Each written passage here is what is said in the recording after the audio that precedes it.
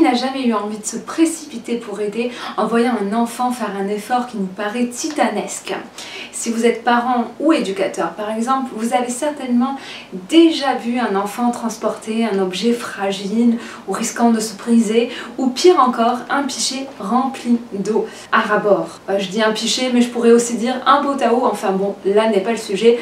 Vous imaginez cet enfant avec son pichet rempli à ras-bord, donc il le transporte avec toutes les précautions du monde et concentré vraiment sur chacun de ses pas. Et vous imaginez la catastrophe qui peut arriver à tout moment. L'enfant, lui, est absorbé par ce qu'il fait. Il est concentré, précautionneux et surtout, il marche avec lenteur. C'est tellement lent que le regarder faire s'apparente presque à un supplice pour nous, à de la torture.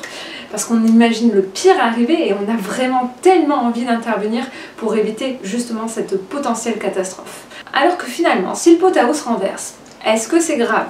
Au pire, on aura un peu à éponger l'eau qu'il y aura sur le sol. Mais en tout cas, si jamais l'eau se renverse, on peut en profiter pour demander de l'aide à son enfant. Et lui sera hyper enthousiaste à l'idée de pouvoir réparer ce qu'il a fait, nettoyer et faire comme nous en fait, reproduire ce qu'il voit au quotidien. Enfin bon, cet exemple, je le prends pour vous montrer que l'enfant n'a pas tout à fait le même rythme que nous. En général, son rythme est beaucoup plus lent. Il a besoin de plus de temps pour faire les choses. Et nous, adultes, en pensant bien faire, on ne le lui laisse pas forcément ce temps-là. Et c'est donc ce dont je vais vous parler dans cette vidéo, le rythme des enfants qui est différent de celui des adultes. Pourquoi est-ce si essentiel de tenter de respecter ce rythme plus lent? Quelles difficultés cela peut réveiller chez nous? Et quel apprentissage pourrions-nous tirer de ces différences de rythme? C'est ce que vous allez découvrir dans cette vidéo.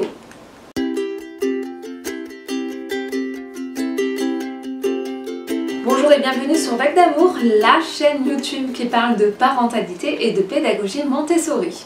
Je m'appelle Kelly et aujourd'hui nous allons parler ensemble du rythme des enfants qui est bien différent de celui des adultes. Avant de commencer, si les sujets de parentalité et de Montessori t'intéressent, n'hésite pas à t'abonner à ma chaîne YouTube et à activer les notifications. Ça te permettra d'être tenu au courant des prochaines vidéos mises en ligne. Nous vivons à un rythme effréné, dans un monde où tout doit aller vite, où la norme est de courir.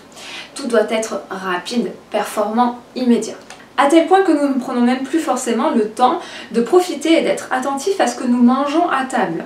Tellement nous sommes sollicités au quotidien, nous avons toujours énormément de choses à faire, nous avons énormément à penser et donc souvent nous ne sommes pas attentifs à ce que nous mangeons. Et je pense que la technologie, avec l'immédiateté qu'elle apporte, ne nous aide pas forcément à lever le pied et à ralentir, à relâcher la pression. Et honnêtement, combien de fois en tant que parents sommes-nous amenés à dire « Allez, dépêche-toi, allez, on est en retard !» Trop souvent. L'enfant, lui, en général, surtout dans ses premières années de vie, a un rythme bien plus lent. Il prend le temps de faire les choses. Il a de toute façon besoin de plus de temps pour tout ce qu'il doit réaliser, puisqu'il apprend au quotidien constamment de ce qu'il est en train de faire. Et parfois, suivre leur rythme relève du supplice pour nous en tant qu'adultes. Nous sommes pressés, nous devons partir parce que l'école commence dans 20 minutes et qu'après il faut encore se dépêcher et courir pour nous rendre au travail et être à l'heure. Et pendant ce temps, on voit notre enfant qui est encore assis en train de petit déjeuner, qui n'est pas encore habillé, qui n'a rien avalé. Nous devons le coiffer parce que sinon il va y aller avec une tête qui ressemble à un nid d'oiseau, enfin c'est juste pas possible. Et donc on se retrouve souvent en train de, pendant qu'il mange, essayer de le coiffer en même temps et bien sûr il n'arrive pas à manger dans ces conditions-là parce que, enfin moi personnellement, si on me coiffe et qu'on me tire les cheveux en essayant de me coiffer rapidement et que je suis en train d'essayer de manger, je pourrais pas me concentrer sur ce qu'on est en train de faire sur ma tête et sur ce que j'ai devant moi à manger. Donc en général ce genre de situation termine en crise, tout le monde est stressé, énervé et c'est encore une journée qui commence sur les chapeaux de roue. Alors que le rythme du mouvement fait partie intégrante de l'enfant. Il a besoin de prendre tout le temps nécessaire pour faire les choses à son rythme. D'ordre général, suivre le rythme de quelqu'un qui est bien plus lent que nous est comme une souffrance en fait. devoir se plier à un rythme différent, ralentir la cadence, ce n'est vraiment pas quelque chose d'aisé. Et on le voit par exemple lorsqu'on marche en compagnie d'une personne qui se déplace difficilement, par exemple avec une canne ou un déambulateur. Et on se rend compte à ce moment-là que suivre son rythme nous demande énormément d'efforts et de contrôle. Et bien pour l'enfant, c'est pareil, mais dans le sens inverse. Devoir s'adapter à un rythme effréné, c'est aussi une sorte de torture pour lui. J'exagère peut-être un peu sur les mots, peut-être pas une torture, mais en tout cas c'est quelque chose d'extrêmement compliqué. L'enfant lui rêve d'apprendre par lui-même, de découvrir le monde. Et lorsqu'il est absorbé dans une tâche, il fait rapidement preuve d'enthousiasme, de joie de vivre, il met toute son énergie dans celle-ci. Et nous, on est plongé dans notre quotidien, nous ne prenons plus le temps. Et parfois on a tendance à vouloir faire à la place de l'enfant parce que ce n'est pas assez rapide pour nous. L'enfant veut se coiffer lui-même, on n'a pas le temps. Tu veux t'habiller tout seul, tu feras ça un autre jour, je suis en retard, etc., etc. Alors que finalement, apprendre à se coiffer, à prendre soin de soi, c'est essentiel pour lui, pour sa construction, pour devenir plus autonome et être fier aussi de lui. De la même manière, si on reprend l'exemple du début de la vidéo avec le pichet et l'enfant qui le porte et l'eau remplie à ras-bord, on a tendance à vouloir faire les choses à sa place.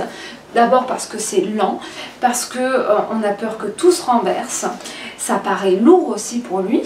Ça a l'air de lui demander énormément d'efforts, tellement que nous on a envie de lui simplifier la tâche, de lui venir en aide et de prendre ce pichet et de l'emmener nous-mêmes à destination.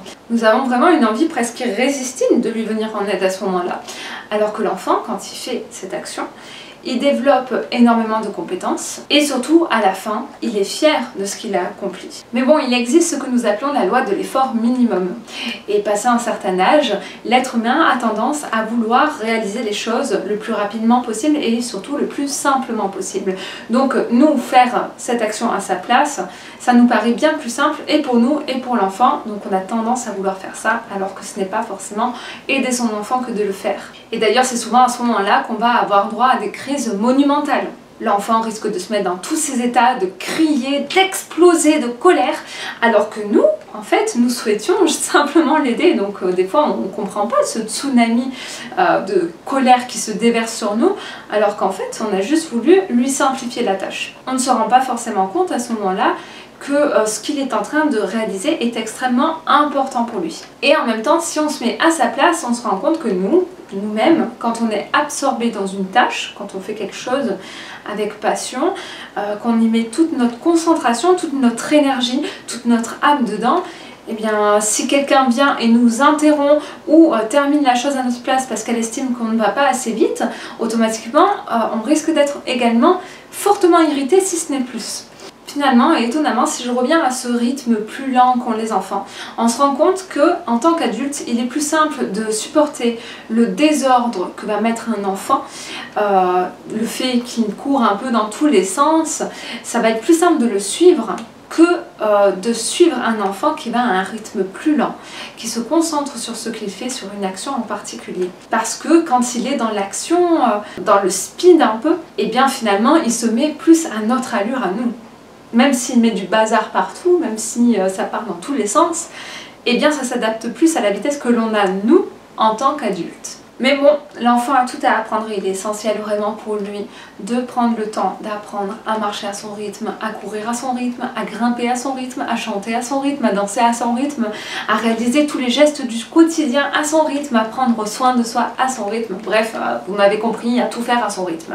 Et finalement, justement, qu'est-ce que ça peut nous apporter à nous en tant qu'adultes? Est-ce que prendre conscience de cela, du fait que les enfants ont un rythme différent du nôtre, bien plus lent, est-ce que finalement ça ne pourrait pas être l'occasion pour nous d'apprendre à ralentir? À prendre le temps nous aussi de faire les choses, réapprendre à manger avec lenteur, se préparer le matin plus tranquillement, peut-être en se levant un peu plus tôt pour pouvoir avoir plus de temps justement, et à réaliser les tâches du quotidien avec plus de sérénité, finalement se dire que pas besoin d'être tout le temps dans l'urgence, on peut juste lever le pied, se dire ok cool, j'ai ça à faire, peut-être je prends plus de marche, plus de temps pour le faire. J'ai beaucoup de choses à faire aujourd'hui, est-ce que tout est essentiel? Est-ce qu'il n'y a pas des choses que je peux faire un autre jour pour pouvoir vraiment prendre le temps? Vivre à un rythme moins stressant peut-être, faire les choses plus calmement. est-ce que ce serait pas finalement avoir un enfant près de soi l'occasion d'apprendre à ralentir notre rythme? De pouvoir justement aussi prendre le temps de contempler son enfant dans ses apprentissages et dans chacune de ses victoires. Voilà, c'est une réflexion que je menais dernièrement et que j'avais envie de partager avec vous, voir aussi un peu votre point de vue sur la question. Est-ce que vous aussi vous faites les choses un peu trop vite parfois à votre goût, et est-ce que vous auriez envie de lever le pied? Est-ce que justement vos enfants et leur rythme plus lent, comme je disais dans cette vidéo, vous ont appris à lever le pied, à faire des choses de manière plus lente aussi, vous adapter à leur rythme et finalement apprendre à respirer et profiter un peu plus de la vie de cette manière? Est-ce que ça vous a permis de faire cela? Ou est-ce que vous pensez réfléchir à ça justement pour changer quelques petites choses dans votre quotidien et pourquoi pas tendre vers cette nouvelle façon de fonctionner? Si cette vidéo vous a plu, vous pouvez mettre un petit pouce bleu pour le faire savoir. On se retrouve mercredi prochain pour une prochaine vidéo sur un nouveau sujet, certainement sur la pédagogie Montessori. Et en attendant, je vous souhaite une merveilleuse semaine et je vous dis à très vite. Ciao ciao!